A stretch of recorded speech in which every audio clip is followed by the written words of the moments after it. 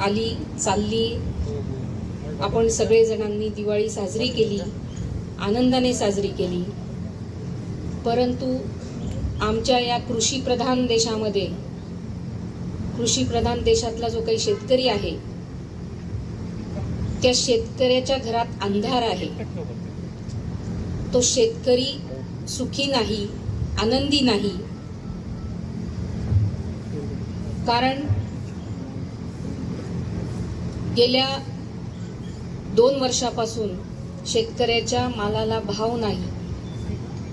मागच्या 2 महिन्यापूर्वी सोयाबीन आयात केला. आता कापसाच्या 22 लाख गाठी आयात केल्या. अशा परिस्थितीमध्ये की आज दिवाळी येऊन ठेपलेली आहे, हंगाम आलेला आहे आणि या हंगामाच्या काळामध्ये कापसाची आयात करून मला असं वाटतं या सरकारने शेतकऱ्याच्या जखमेवर मीठ चोळण्याचं काम केलेलं आहे. असं निर्दयी सरकार हे शिंदे भाजप सरकार जे आहे, खरं तर या सरकारचा मी तीव्र शब्दात निषेध करते. आज आमचा शेतकरी हवालदिल झालेला आहे. जेव्हा त्यांनी बघितलं की कापसाच्या म्हणजे कापूस त्याचा उत्पन्न शेतातून त्याच्या घरात आलेला आहे आणि अशा परिस्थितीमध्ये कापसाच्या गाठी आयात करणं, जे त्याच्या तोंडात आलेला घास हिसकावून घेण्याचं काम या सरकारने केलेलं आहे. म्हणून खरं तर आपल्या पत्रकार बांधवांना फराळाचं निमित्त होतंच, परंतु आज शेतकरी सन्मान दिवस आहे आणि या शेतकरी सन्मान दिवसाच्या दिवशी जो काही शेतकऱ्याच्या तोंडातला घास काढून घेण्यात आलेला आहे, हा अतिशय शोकांतिका आहे आणि अतिशय वाईट दिवस या शेतकऱ्यावर या सरकारने आणलेले आहेत. हे या खरं पत्रकार परिषदेच्या माध्यमातून आपल्यापर्यंत पोहोचवायचं होतं आणि आपल्या माध्यमातून सबंध शेतकऱ्यांपर्यंत हे पोहोचवण्याचं एक निमित्त होतं. सोयाबीनला भाव मिळावा यासाठी आम्ही गेल्या 2-2.5 वर्षापासून अनेक आंदोलनं केलेत. आपण सगळेजण बघत आहात, आपण सगळेजण साक्षीदार आहात. धरणे आंदोलनं केले, रास्ता रोको केलं, सगळ्या गोष्टी करून बघितल्या, सरकारचा निषेध केला, तरी सुद्धा शेतकऱ्याच्या मालाला भाव मिळाला नाही. शिवसेना उद्धव बाळासाहेब ठाकरे या पक्षाच्या व्यतिरिक्त तुम्ही या पाचोरा भडगाव मतदारसंघामध्ये कोणत्या नेत्याने, कोणत्या उमेदवाराने हे आंदोलन असे केले शेतकऱ्याच्या विरोधात, हे आपण दाखवून द्या. एकाही व्यक्तीने असे आंदोलन केले नाहीत. शेतकऱ्याच्या बाजूने कुणीही बोललं नाही. ना विद्यमान आमदार बोलले, ना अमोल भाऊ शिंदे बोलले. हे सगळे सत्तेमध्ये होते आणि तरी सुद्धा यांनी कोणत्याही गोष्टीचा प्रयत्न शेतकऱ्याच्या भाववाढीसाठी केलेला नाही. ही अतिशय शोकांतिका आहे. खरं तर शेतकऱ्याचा प्रश्न म्हणजे हा अगदी जिव्हाळ्याचा प्रश्न आहे आणि या जिव्हाळ्याच्या प्रश्नावर जर तुम्ही काहीच बोलत नसाल आणि जर का शेतकऱ्याचा मधल्या काळामध्ये पाऊस पडला, अतिवृष्टी झाली, शेतकऱ्याचं नुकसान झालं, अशा वेळी स्वतःला कुणी कृषी मित्र म्हणतं, कुणी भूमिपुत्र म्हणतं. भूमिपुत्र म्हणवून घेणारे फक्त शेतकऱ्याच्या बांधावर जातात आणि बांधावर जाऊन सेल्फी काढतात. मला असं वाटतं की नुसतं तुम्ही नौटंकी करण्यापेक्षा खरोखर शेतकऱ्याचे अश्रू पुसण्यासाठी तुम्ही सरकारकडून शेतकऱ्याचे प्रश्न मिटवण्यासाठी काही प्रयत्न केले असतील तर आपण दाखवून द्यावं. मला असं वाटतं की यांनी फक्त स्वतःला मतं मिळवण्यासाठी शेतकऱ्याच्या बांधापर्यंत जातात. हे आमच्या शेतकरी बांधवांनी लक्षात घेतलं पाहिजे. हे फक्त मतं, शेतकऱ्याची मतं मागण्यासाठी फक्त हा प्रकार चाललेला आहे. हे आपल्या सगळ्यांच्या माध्यमातून मी सबंध जनतेला सांगू इच्छिते. दुसरा विषय महत्वाचा, विद्यमान आमदारांनी 3,000 कोटीचा विकास केल्याचा जो काही दंडोरा पिटवला,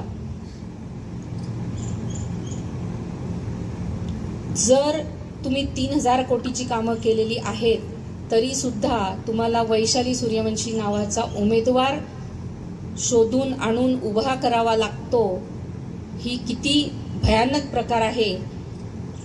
याच्यातच तुम्हाला लक्षात आलंय की इथं आता माझी हार होणार आहे, म्हणून हा केविलवाणा प्रयत्न त्यांनी केलेला आहे। त्या दिवशी आपण सगळेजण होतात, उमेदवारी अर्ज भरण्याच्या दिवशी, शेवटच्या दिवशी किती भयानक प्रकार पाचोरा प्रांत कार्यालयात जो घडला, ही पाचोरा भडगावची संस्कृती नाही। 2 गटांमध्ये ज्या पद्धतीने मारामाऱ्या झाल्या, ज्या पद्धतीने गुंडगिरी झाली, ती गुंडगिरी या पाचोरा भडगाव मतदारसंघामधून संपवण्यासाठी सगळ्या चांगल्या लोकांना, चांगल्या विचाराच्या लोकांना एकत्र येणं गरजेचं आहे। ह्यांच्या पायाखालची वाळू घसरते आहे, म्हणून हा प्रकार केलेला आहे। खरं तर केंद्र सरकारने आता 7,521 रुपयाचा हमीभाव कापसाला दिलेला आहे आणि ऍक्च्युअलमध्ये फक्त 5,500 ते 6,000 रुपये भाव शेतकऱ्याला मिळतो आहे। म्हणजे जो हमीभाव ठरवलेला आहे तो हमीभाव सुद्धा पूर्ण देऊ शकत नाही असं हे सरकार आहे। हेच मागच्या वर्षी म्हणजे उद्धव साहेब जेव्हा मुख्यमंत्री होते त्यांनी 10,000 रुपये भाव आमच्या शेतकरी राजाला दिलेला होता। अगदी कोरोनाचा सारखी महामारी असताना सुद्धा इतका चांगला भाव दिला।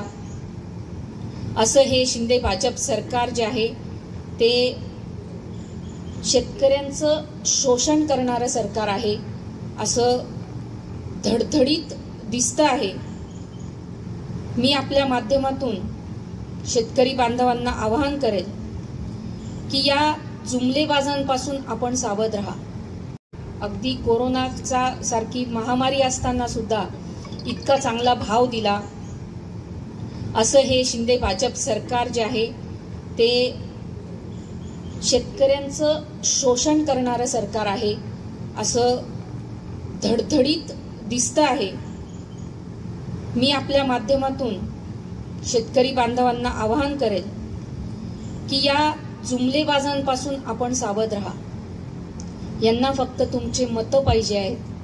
त्यांना माहिती आहे शेतकरी कुठेच जाणार नाही, म्हणून शेतकऱ्याला गृहीत धरलेलं आहे या जुमलेबाजांनी। यांना मतदान करायचंच आहे असं गृहीत धरून टाकलंय शेतकऱ्याला। शेतकऱ्याला महत्व दिलं जात नाही, म्हणून आज शेतकऱ्याने अगदी जागे होणं गरजेचं आहे आणि या सरकारला तडीपार करण्याशिवाय पर्याय नाही। इथे जेवढेही उमेदवार आहे युतीमधले तेवढ्या सगळ्यांना तडीपार करण्याशिवाय पर्याय नाही, हे मी शेतकरी बांधवांना अगदी विश्वासाने सांगते की आपण जर का आता यांना निवडून दिलं तर आपल्याला पुढचे 5 वर्ष रडण्यासाठीच रडावंच लागेल, अशा पद्धतीचे 5 वर्ष राहतील। म्हणून आपल्याला जर चांगले दिवस आणायचे असतील तर आपण विचारपूर्वक मतदान केलं पाहिजे। जसं मी आता 2-2.5 वर्षापासून आपण बघत आहात, मी शेतकरी बांधवांसाठीच आज मी शेतकऱ्यांवर का बोलते, कारण की शेतकरी सन्मान दिवस आज आहे। मी गेल्या 2-2.5 वर्षापासून शेतकऱ्यांवरच काम करते आहे, तरुणांवर करते आहे, महिलांवर करते। माझे वडील तात्यासाहेब त्यांनी आयुष्यभर शेतकऱ्यांसाठी स्वतःला वाहून घेतलं। त्या पद्धतीने मी सुद्धा शेतकऱ्यांचे प्रश्न विधानसभेत पोहोचवण्यासाठी माझा 100% प्रयत्न असेल, कारण मी सुद्धा स्वतः कृषी पदवीधर आहे, म्हणून शेतकऱ्यांच्या समस्या, शेतकऱ्यांच्या भावना ह्या सगळ्या मी समजू शकते।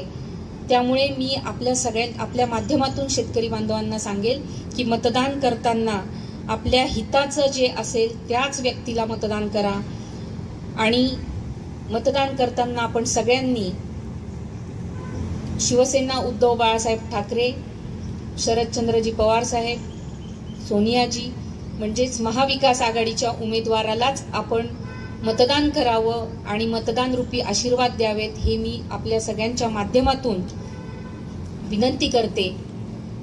कारण की शेतकरी बांधव हा काही फक्त गृहीत धरणारा विषय नाही, हा जगाचा पोशिंदा आहे। भारतीय अर्थव्यवस्थेचा कणा आहे आणि त्याची जी काही थट्टा मांडलेली आहे आज सरकारने, तर या शेतकऱ्यांनी आता जागा होण्याची खरं वेळ आलेली आहे.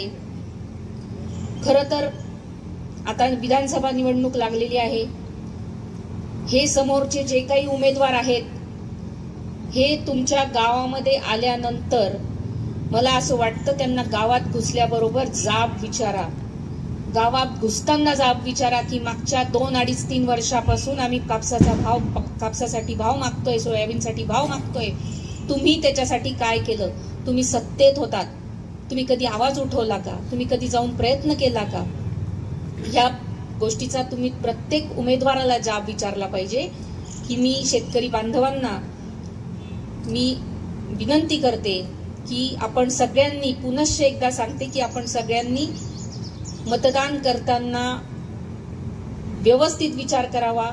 केंद्राची निवडणूक आपल्या हातून गेलेली आहे, परंतु राज्यात चांगले दिवस आणायचे असतील तर आपल्याला महाविकास आघाडीशिवाय पर्याय नाही, ही मी आपल्या माध्यमातून सगळ्या नागरिकांना विनंती करते.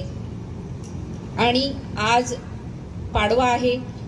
सबंध या पाचोरा बेळगाव मतदारसंघातील सर्व जनतेला, माता भगिनी बांधवांना, तरुणांना मी दिवाळीच्या मनापासून शुभेच्छा देते. आणि आपल्या आयुष्यातला जो काही अंधार आहे तो अंधार मिटून या नवीन वर्षात आपल्या आयुष्यामध्ये भरभराटी, आनंद आणि आरोग्यमय जावं, ही मी विनंती, ही परमेश्वराजवळ मी प्रार्थना करते आणि इथेच थांबते. धन्यवाद. जय हिंद, जय महाराष्ट्र.